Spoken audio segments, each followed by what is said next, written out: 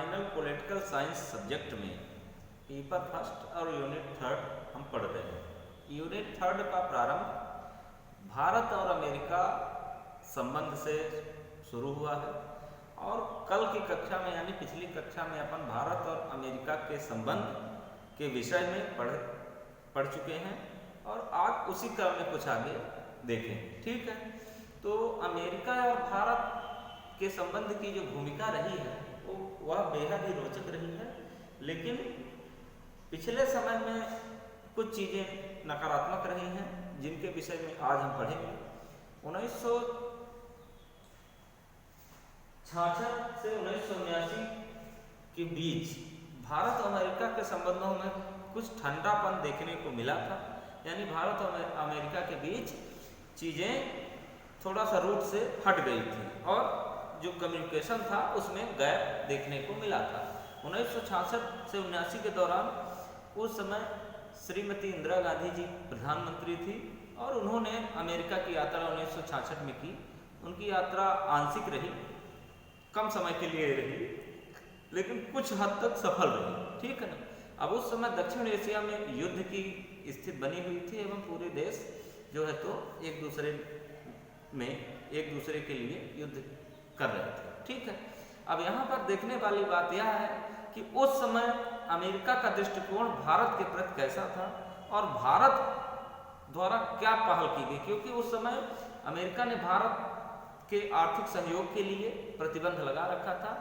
इसी तारतम्य में इंदिरा गांधी की अमेरिका यात्रा हुई थी और कुछ हद तक उनको सफलता भी मिली थी और जो प्रतिबंध लगा हुआ था आर्थिक सहयोग देने के विषय में, उस विषय में कुछ सफलता इंदिरा गांधी को प्राप्त हुई थी। ठीक है, उसी क्रम को आगे बढ़ाते हुए आज देखते हैं। तो 1971 में दो ऐसी घटनाएं घटी जो भारत और अमेरिका के संबंध में गुणात्मक परिणाम दी एवं कुछ गिरावट देखने को मिली। ठीक है ना। बांग्लादेश संकट और सोवियत संघ के शांति सहयोग मैत्री संधि पर भारत द्वारा हस्ताक्षर। ठीक है ना। बांग्लादेश से संबंध भारत, चूंकि बांग्लादेश पाकिस्तान से हटा तो बांग्लादेश बनने में भारत का महत्वपूर्ण योग है। भारत के अथक प्रयासों से बांग्लादेश का निर्माण हुआ। ठीक है, और उस समय रूस द्वारा सोवियत संघ द्वारा जो है तो एक शांति समझौता रखा गया हिंदुस्तान के सामने, भारत के सामने, जिसमें भारत ने हस्ताक्षर किए। इसका भी एक प्रभाव अमेरिका पर पड़ा। ठीक है,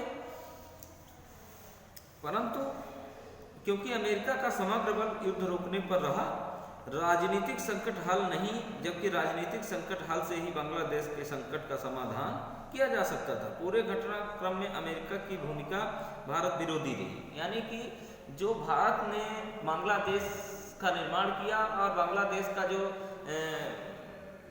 बांग्लादेश पाकिस्तान से अलग हुआ वह एक शांति समझौता के तहत नहीं हुआ था, युद्ध के उपरांत हुआ था।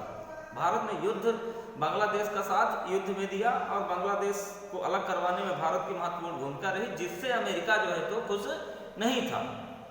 अमेरिका को यह बात अच्छी नहीं लगी थी और अमेरिका ने उस समय एक स्टेटमेंट दिया था कि यह समझौता हो सकता था, राजनीतिक हल इसका निकल सकता था, युद्ध के द्वारा इसका हल निकाला गया जो कि सही नहीं था, ऐसा अमेरिका मानता था। ठीक है, अमेरिका ने गन बोट डिप्लोमेसी का भी सहारा लिया और अपने इंटरप्राइजेस नामक परमाणु टास्क फोर्स को बंगाल की खाड़ी में प्रेषित किया।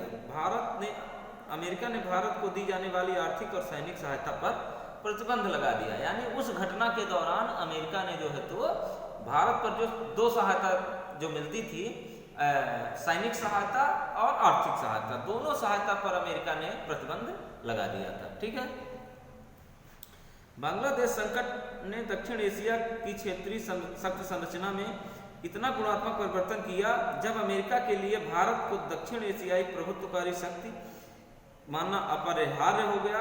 इस तथ्य को स्वीकार करते हुए तत्कालीन अमेरिकी राष्ट्रपति निक्सन ने अमेरिकी कांग्रेस को प्रेषित अपने संदेश में भारत के साथ गंभीर वार्ता की इच्छा प्रकट की। यानी यह यह कदम इतना बड़ा साबित हुआ कि जिससे जो है तो अमेरिकी तत्कालीन राष्ट्रपति, उस समय के राष्ट्रपति निक्सन थे, जिन्होंने भारत के साथ एक वार्ता रखने की पेशकश की और अपनी इच्छा जाहिर की कि ये जो घटनाएं घटित हो रही हैं उनको रोका जाए एवं फिर से शांति वार्ता एवं किसी भी प्रकार की वार्ता, द्विपक्षीय वार्ता आयोजित की जाए। ठीक है। भारत ने सन 1974 में पोखरण में पहला परमाणु विस्फोट किया। यद्यपि भारत के द्वारा खुले तौर पर यह घोषित कर दिया गया था कि भारत का परमाणु कार्यक्रम शांतिपूर्ण उद्देश्यों के लिए है। 1974 में भारत ने पोखरण परीक्षण किया, जो परमाणु परीक्षण के नाम से भी जाना जाता है, गुजरात में। ठीक है ना। और भारत ने यह बात स्पष्ट कर दी थी कि हमारा जो परमाणु परीक्षण है, पोखरण परीक्षण है, वह शांतिपूर्ण उद्देश्य के लिए है, किसी भी प्रकार के आक्रामकता या युद्ध के लिए वह परीक्षण नहीं था। ठीक है। फिर भारत फिर भी इस प्रकार जन्मे कड़वाहट के वातावरण में संपन्न तत्कालीन अमेरिकी विदेश सचिव डॉक्टर हेनरी किसिंजर की भारत यात्रा से दोनों देशों के मध्य संबंधों में कुछ गर्माहट आई। ठीक है ना। चूंकि यह इतने सारे कदम भारत के द्वारा उठाए गए जिससे चीजें सही नहीं थी अमेरिका के दृष्टिकोण से, लेकिन फिर भी इतने कड़वाहट भरे माहौल में अमेरिकी जो है तो कौन थे, अमेरिकी विदेश सचिव डॉक्टर हेनरी भारत की यात्रा किए और उनकी यात्रा के बाद, उनकी यात्रा के दौरान भारत और अमेरिका के संबंधों में थोड़ा गर्माहट आई और थोड़ा संबंध प्रगाढ़ता की दिशा में जाते हुए नजर आए। ठीक है। सन 1974 में संपन्न इस समझौते पर हस्ताक्षर किए गए थे। ठीक है ना। परंतु थोड़ा समला संबंध उस समय और बिगड़ गया जब 1975 में श्रीमती इंदिरा गांधी द्वारा लगाई गई आपात की स्थिति अमेरिकियों ने निंदा शुरू कर दी।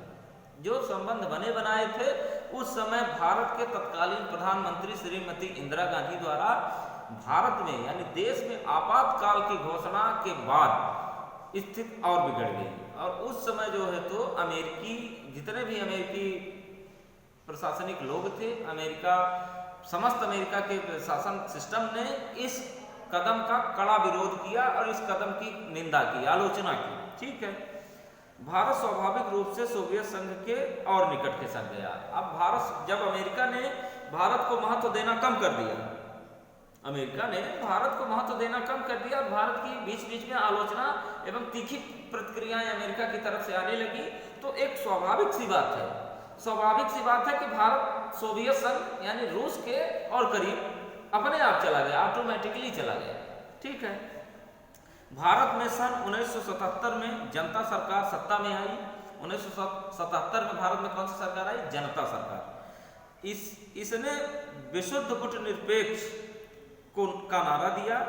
सन 1978 में अमेरिकी राष्ट्रपति जिमी कार्टर ने भारत की और भारत के प्रधानमंत्री मोरारजी देसाई ने अमेरिका की यात्रा की। यानी कि जब जनता सरकार यानी कि जनता पार्टी की सरकार आई, जब जनता सरकार सत्ता में आई, जनता सरकार, ठीक है ना, सत्ता में आई तो उसने कौन से नीति का समर्थन किया? गुटनिरपेक्षता की नीति का प्रबल समर्थन किया एवं किसी भी गुट के साथ ना जाने का निर्णय लिया गया। ठीक है ना। और उस समय तत्कालीन प्रधानमंत्री कौन थे? मोरारजी देसाई के नेतृत्व में, और मोरारजी देसाई ने उस समय अमेरिका की यात्रा की एवं अमेरिकी राष्ट्रपति भारत की यात्रा की। ठीक है।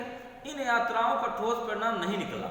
अब दोनों देशों के प्रमुख राष्ट्राध्यक्ष यात्राएं की एक दूसरे देश की, लेकिन इससे कोई परिणाम या कोई महत्वपूर्ण परिणाम ना निकल सका। ठीक है।